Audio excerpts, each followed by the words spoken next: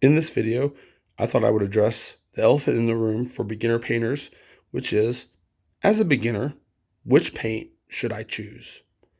For me, that always starts with a question of my own as, what do you plan on painting?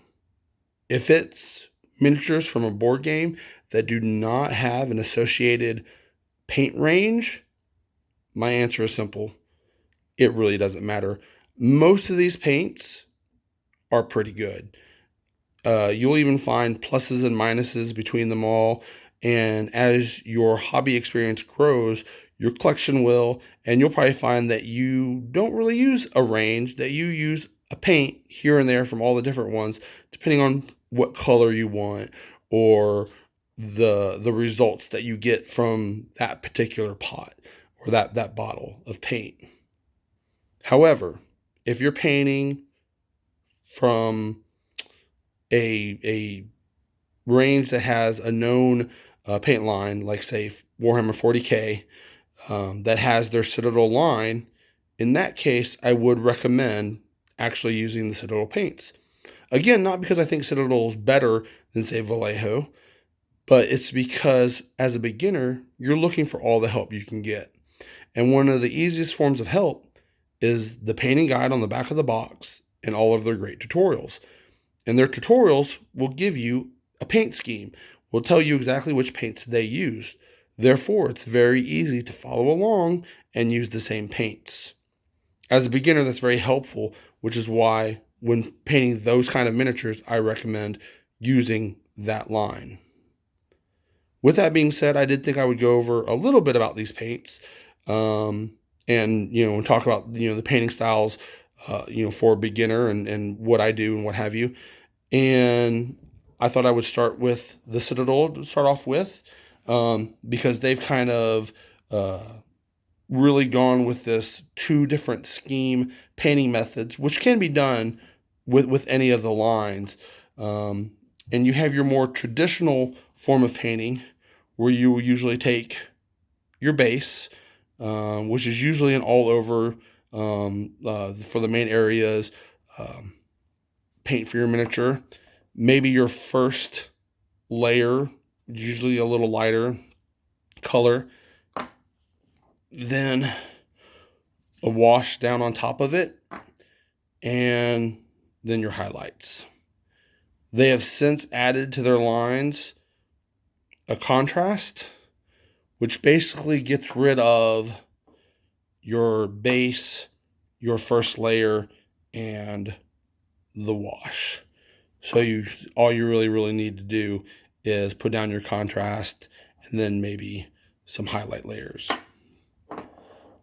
For me, I hate these pots. So as I open a pot, not always, but usually as I open a pot, I then will dropper that one. Droppering the Citadel line is extremely easy. It's almost like they realized you were going to do this, and it was meant to be droppered, because these labels, they come off extremely easily, and then just wrap around any of these bottles with their paint lines. Let's see.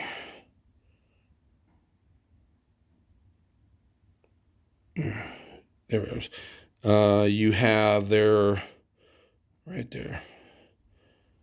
They are 12 ounce, 12 milliliter pots. So these 15 mil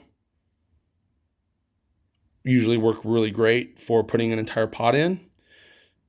For droppering your pot, all you really need to do is get a funnel, stick it in there, pour it in. You'll be able to get most of it in there, and then it usually takes for me about 100 drops of something. And since you with all your pots, you almost always thin your paints. That's one of the biggest things I'll say: thin your paints. So don't be afraid when transferring your pot to put a little water in there. You're going to be doing it anyway. Don't be afraid. There's two different things you can pretty much do. You can go the expensive route, and you can use some lime medium. My guinea pigs are being loud today. You use your lime and medium, the expensive route. You do not need to do this. I've seen a lot of people do comparisons, and there's really no benefit other than using up hobby dollars for using lime and medium. All you really need is some distilled water. I do choose distilled water since these paints are going to be sticking around for a while. You want to, this it's not that much more expensive. Go ahead and distilled water. I find it takes usually about 100 drops. And so what I'll usually do is I'll pour the first batch in, then I'll put in about 60 drops, shake it real good, pour that in, then 20 drops, pour, shake, continue until I've used up, until I gotten most of it out of here. And that's quick and dirty how you do it, how you set it up. Some of the other different options you have for painting. Again, I just have a couple. Like here I have a couple watercolor. Again, this is a great range. Very much different in use than these guys. I wouldn't call this a beginner paint though. But especially around Christmas, he usually always has a sale going for these. It's a great time of year. Christmas, Thanksgiving, Black Friday, to pick up some of these. The next major line, of course, is your Vallejos. They have your regular watercolor, game color, their air, and their inks. Again, the colors differ just barely. It kind of depends on what you want to use them for. Again, I really do like all of these.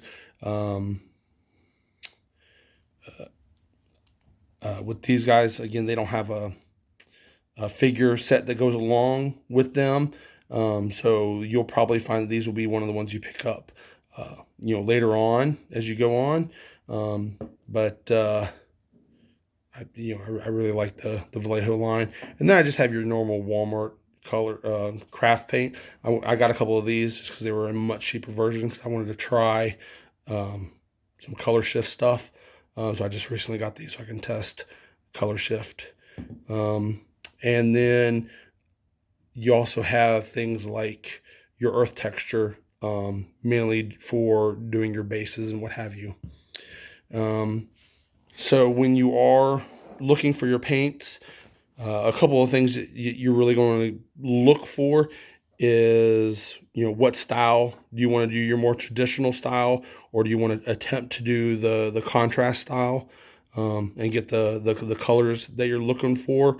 You're going to want, a base, and then your base, and then a couple, lighter colors.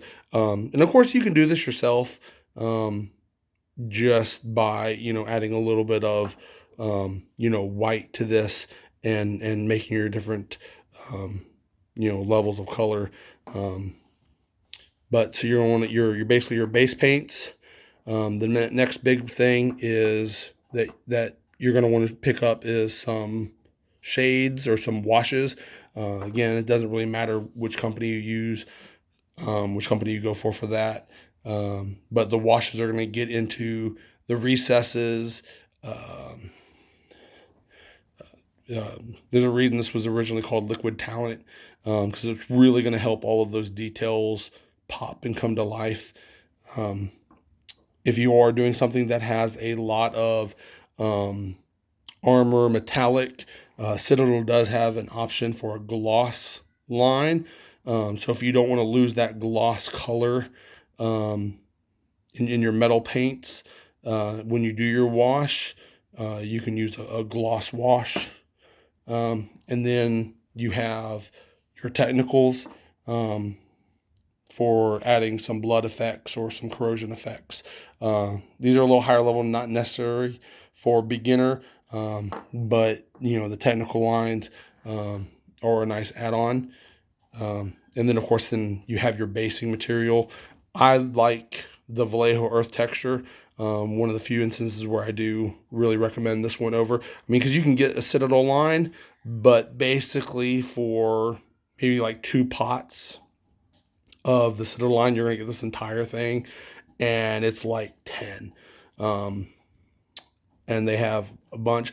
To me, it doesn't really matter. I don't really worry about what color or anything I'm doing, because usually I use this as, just a basing material, and then I'll prime over on top of that and then paint it with the color that I want. So I'm not really too concerned about a color of this.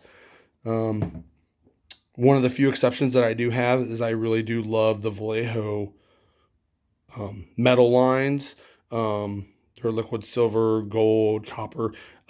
Just remember that these are an alcohol-based paints, so you are going to want to make sure you use alcohol to thin this and clean your brushes or whatever. But they're metal paints here. This is, this is liquid silver, but it is liquid gold.